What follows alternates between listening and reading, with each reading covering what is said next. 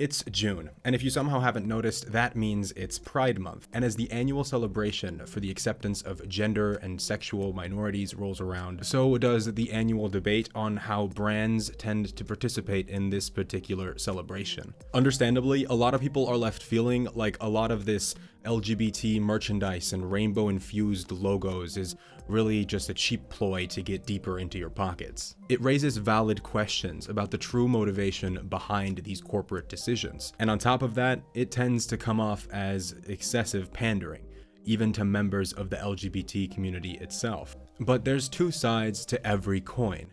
And by the end of this video, I hope that you agree with me that businesses do play a role in changing public opinion, and that even these shallow attempts at aligning themselves with the Pride movement have a positive effect that shouldn't go unnoticed. Attempts from brands to relate to the world we live in are always going to come off as kind of superficial. We know for a fact that massive corporations are always looking for new ways to penetrate the market and doing everything in their power not to get left behind. And yes, creating a new lineup of rainbow products to cater to the LGBT community has become as seasonal a practice for some of these companies as Starbucks' infamous pumpkin spice latte.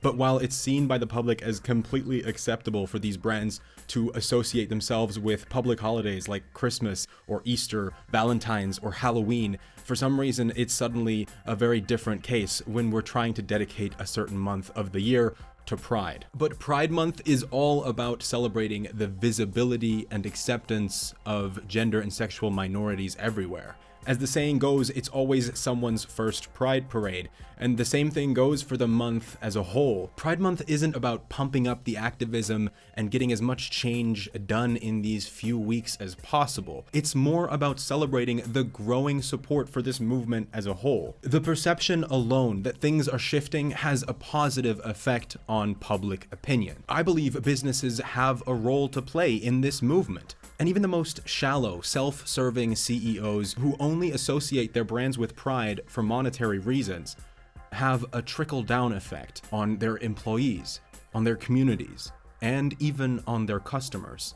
Public, visible displays of support announce to the world that it's okay to support and accept the LGBT community. And more importantly, it's not okay to discriminate against them. It's almost like those big walls of text put on by crowds in sports games by holding up sheets of paper with different colors on them. Each individual sheet of paper does nothing to communicate a larger message, but as they all come together, they can cast a much louder message out into the stadium than any individual could, even when the vast majority of people are only holding up their sheet of paper because the person next to them is doing the same.